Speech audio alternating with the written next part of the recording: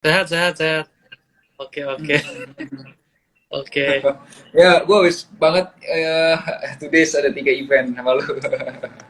Iya. Lumayan ya. Ya makin banyak ya jadi orderan ya. Puji Tuhan, puji Tuhan, puji Tuhan. Oke, puji Tuhan. Oke kok, langsung aja kali ya. Ya, ya, Udah. ya. Oke, buat teman-teman silakan yang mau nanya, silakan tanya aja. Kita bahas persiapan buat 2023. Nah, tanpa berlama-lama, gue sebetulnya mau nanya langsung kok terkait isu orang-orang yang mention mengenai adanya kemungkinan PHK atau mereka udah takut dulu nih, apakah bener nih? Bahkan kemarin gue udah sampaikan ya ke followers gue juga kalau you guys atau IG Live kemarin ya, you guys 2023 resesi itu belum tentu terjadi juga, kayak jangan bilang resesi dulu deh buat Indonesia tapi bilangnya perlambatan ekonomi gitu kan. Itu yang kayaknya lebih masuk akal kayak gitu. Jadi Ya. uh, untuk apa namanya terjadinya PHK terus abis itu apa ya buruh meminta atau pegawai upah 13% kayak gitu. Menurut Komelvi sendiri itu kayak gimana sih?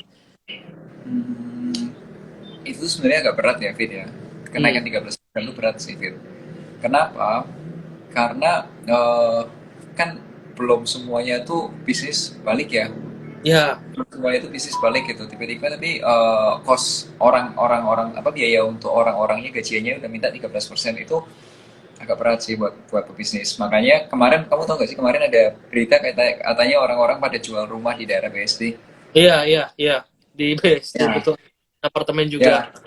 ya, ya itu tuh lebih banyak kalau aku lihat dari berita-beritanya itu aku lihat dan aku lihat trennya ternyata sebenarnya itu tuh orang tuh cuma mindahin aset yang nggak produktifnya dia aja. Kan ada orang yang mungkin pas waktu bisnisnya lagi moncer, ya udahlah Ya, beli tanah, beli properti, tapi ya. gitu pokoknya Oke. beli-beli dulu deh, simpan-simpan dulu deh. Nah, sekarang ketika bisnisnya mungkin butuh ya ditambah modal, butuh top up modal dan lain sebagainya, ya mungkin dia udah mulai jual itu untuk biar bisnisnya tetap jalan. Nah, Ya. seperti itu. Ya, tapi kalau misal untuk efisiensi efisiensi orang, aku rasa kayaknya sih ini ya, Fit ya, akan terjadi lah, itu akan terjadi. Hmm. Oke. Gitu. Oke, jadi buat teman-teman yang kemarin sempat takut kalau ada berita harga rumah apa namanya lagi diskon dan sebagainya, percayalah nggak semuanya seperti itu terjadi juga kayak gitu kan. Itu pun tadi kalau Melvin ceritain ya, itu hanya beberapa memang kalangan atas yang memang mengefisienkan harta mereka gitu ya, Hmm. tidak produktif, jadi bisa diputar gitu uangnya. Nah, terus tadi mengenai upah ya. Jadi kadang Pak apa ya sebagai pegawai minta kenaikan dan sebagainya. Sedangkan kita juga tahu kalau misalkan sekarang memang jadi pelambatan ekonomi kayak gitu. Jadi sebetulnya harus sama-sama mengerti dua arah ya kok ya. Kayak gitu Hmm. hal itu. Nah, kalau untuk pegawai-pegawai sendiri ada kok mungkin saran dari Fokus untuk bagi pekerja kelas menengah ke bawah kayak gitu. Mereka Iya, Fit. Kalau kalau menurut gua nih ya, gua kan hmm, sekarang lagi baca-baca buku juga tuh, Fit. Ada banyak buku yang bagus-bagus.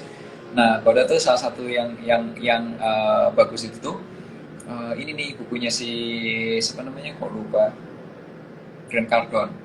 Nah, dibilang tuh kita itu jadi yang terjadi di kita itu tuh bukan karena happens to you, tapi happen because of you.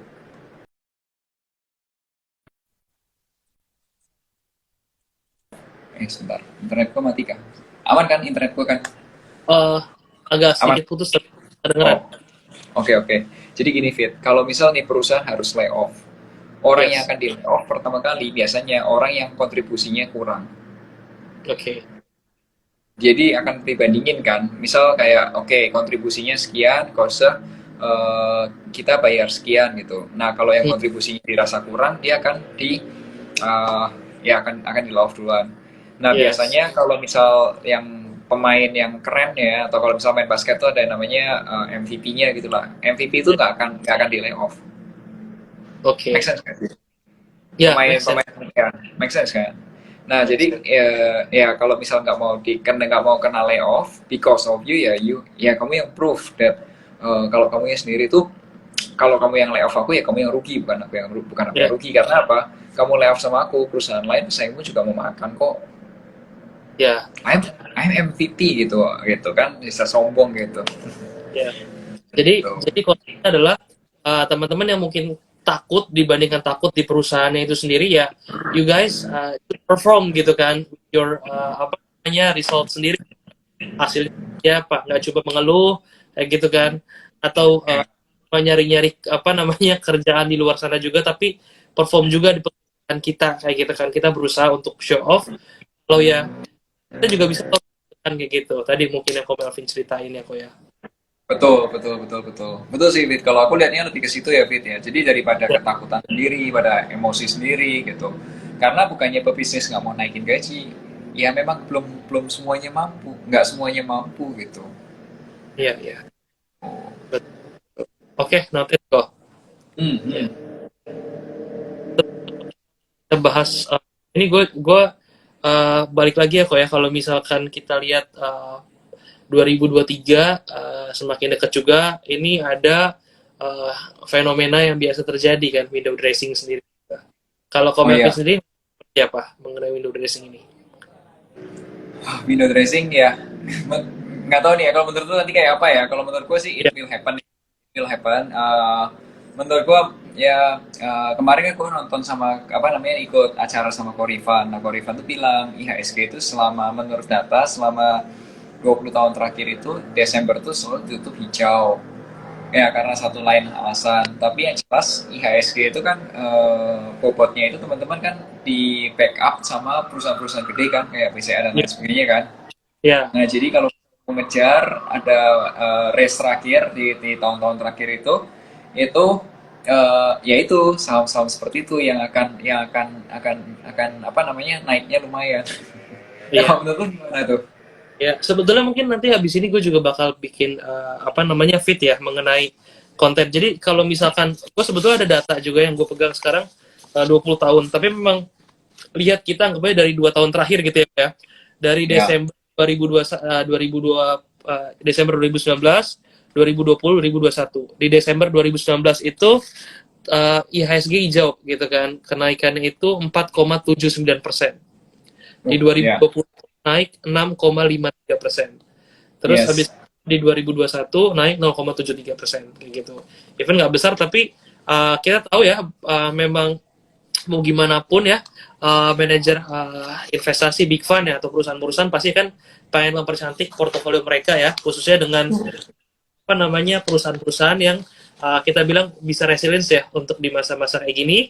Dan ya perusahaan-perusahaan ini kan memang identik dengan ya IDX 30, LQ45 gitu kan, yang high dividend 20.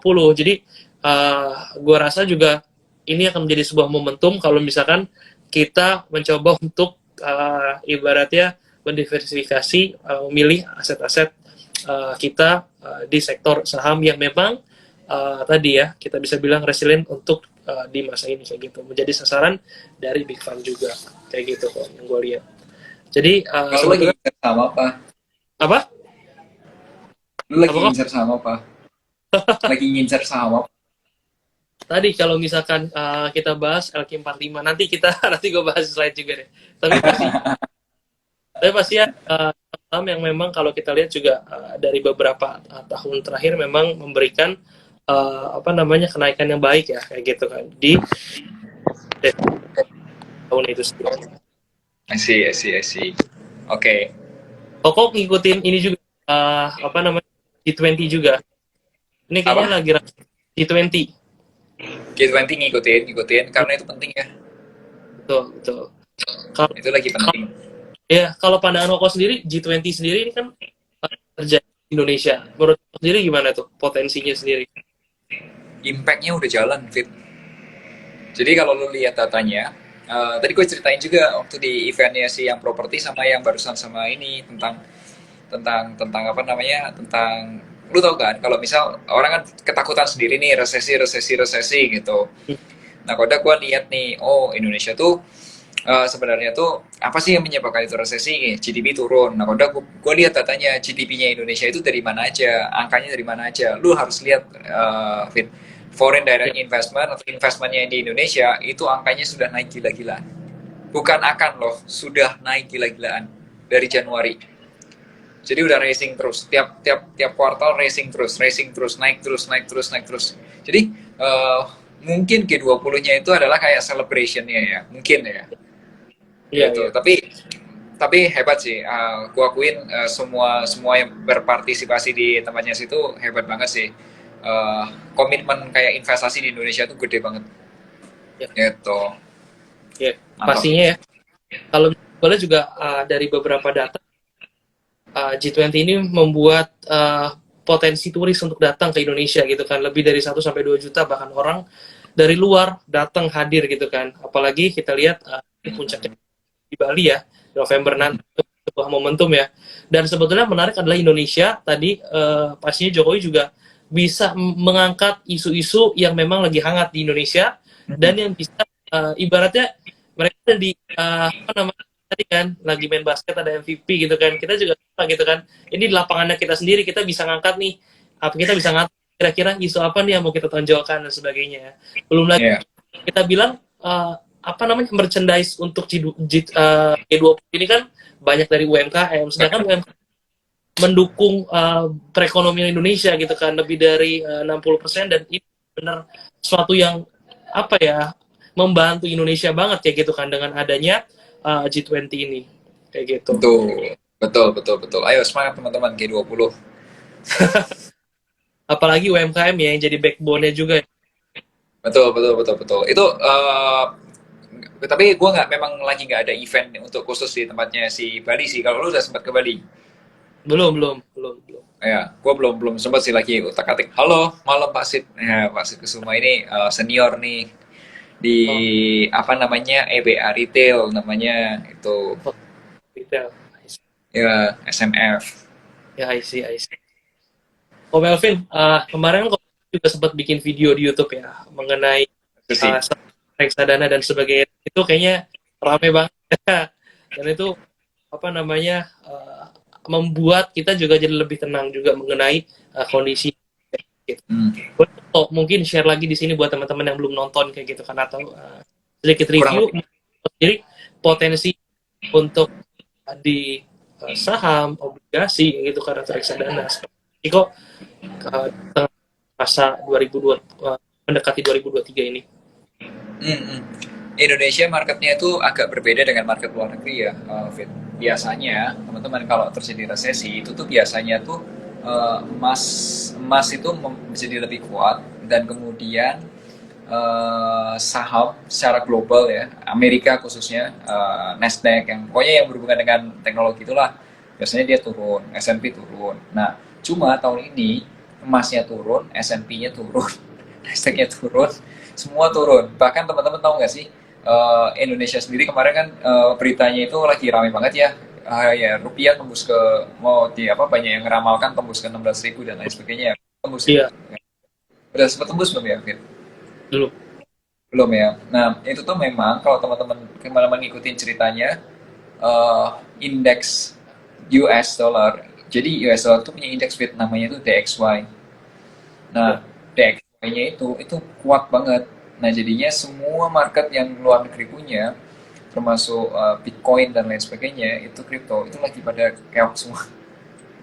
Lawan hmm, mau pokoknya pair itu nanti apa lawannya US dollarnya di pair sama siapa, misal dilawanin sama emas, dilawanin sama saham, mau dilawanin sama kripto, mau dilawanin sama mata uang lain, itu US dollar very strong sekarang ini. Ya, apakah akan soon to be tetap akan stay strong? Belum tahu karena ini ada agak berbeda, Fir. Jadi US dollar itu teman-teman itu memang secara secara faktanya memang US dollar kan mata uang Amerika. Tapi jangan ya. salah, semua negara itu punya cadangan devisa dalam bentuk US dollar. Nah, Yes. ketika yes, US dollar, mereka punya US dollar juga. Jadi kayak Indonesia pun cadangan devisanya juga ada juga dalam bentuk US dollar. Nah, ketika ketika ketika negara-negara itu harus lebih resilient, lebih harus bertahan dengan ini, dengan itu, dia harus meningkatkan cadangan devisa juga supaya pertukaran ekspor impor jalan. Nah, makanya banyak yang membutuhkan US dollar itu US dollar makin strong. Jadi itu yang menyebabkan strongnya. Nah, kalau di Indonesia dalam negerinya, karena Indonesianya kuat, nggak ada masalah, ya coba aja lihat tuh grafik weekly-nya IHSG atau grafik daily-nya IHSG, bikin aja tren gitu.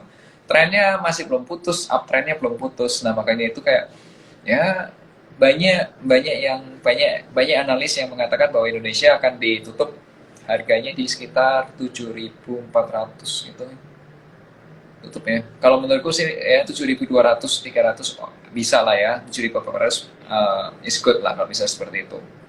Ya, Ya, makanya di Indonesia saham-saham yang kemarin terkoreksi, saham-saham gede-gede ya blue chip yang gede-gedenya top 3, top 5 gitu tuh menarik betul. kalau lagi bisa di bawah. Ya mereka pasti dihargai lebih mahal terus lah. Mereka pasti dihargai lebih mahal terus. Jadi ya kalau harganya lagi correction ya it's okay masuk. Nah, selain itu ada juga selain itu juga kenaikan suku bunga. Kenaikan suku bunga ini Fit. Nah, di sini teman-teman. Kenaikan suku bunga itu menyebabkan deposito naik, reksadana pasar uang naik gitu. Itu menguntungkan. Tapi dalam jangka pendek itu merugikan yang punya surat utang. Nah, kalau Betul. teman-teman nih orang tuanya kamu udah punya FR, surat utang negara seri FR atau Indon atau Indois gitu, udah minusnya gede-gede, ya udah kamu coba deh minta orang tuamu ngobrol sama aku deh, aku coba lihat gitu strateginya gimana. Tapi kalau kamu punya dolar dalam jumlah gede minimal 10.000 dolar, Indon Indois sekarang lagi banyak yang bagus-bagus, harganya diskon, yieldnya gede-gede. Jadi karena price nya pada turun ya kan, nah itu yieldnya jadi gede. Jadi kalau kamu beli bond kan harganya kan gini, Fit. Waktu lahir angkanya 100, tapi sepanjang jalan kan naik turun naik turun naik turun, nanti at the end kan dia kan kembali ke 100. Nah, sekarang itu Betul. posisinya lagi di bawah 100 semua, lagi 90-an. Jadi kamu dari itu aja udah untungnya udah kelihatan tuh, udah ketakar. Belum kuponnya Ya, ya, tuh. ya, ya. Makanya menarik tuh. Nah, sebenarnya itu ada beberapa yang menarik ya di potensi seperti ini. Jadi nggak usah khawatir gitu. Oke. Nah, kita bisa ngelihat ya beberapa peluang yang tadi diceritain sama Ko Melvin juga ya. Entah itu di saham, di apa namanya deposito juga, reksadana pasar uang kayak gitu kan, beberapa reksadana, terus habis itu saham kayak gitu kan. Nah, ini teman-teman bisa bisa cek atau nanti bisa konsultasi juga nanti sama Ko Melvin ya, Ko ya kalau lebih lanjut ya. Boleh, Nah, boleh. kalau misalkan tadi kita bahas mengenai beberapa instrumen investasi juga, Hmm. sebetulnya kok sendiri ngelihat housing krisis sendiri seperti apa kok? Nah, gitu. Kemarin Apa? kan memang Housing price. housing kita lihat di ini kan sebetulnya masih isu juga ya, kayak Lehman Brothers yang kemarin terjadi di USA kayak gitu kan. Terus habis itu Evergrande di Hmm. mana? China juga gitu kan. Kalau sendiri ngeliatnya kayak gimana? Apakah itu akan Nah, berdampak itu juga atau gimana? lu tahu nggak yang di Lehman Brothers yang 2008 tuh masalahnya apa, tahu nggak?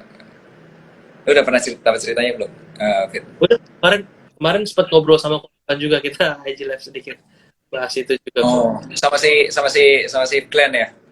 Korifan, Korifan Oh, sama kemarin. Korifan. Korifan ceritaan krisisnya karena apa, Glenn? Karena apa, Fit?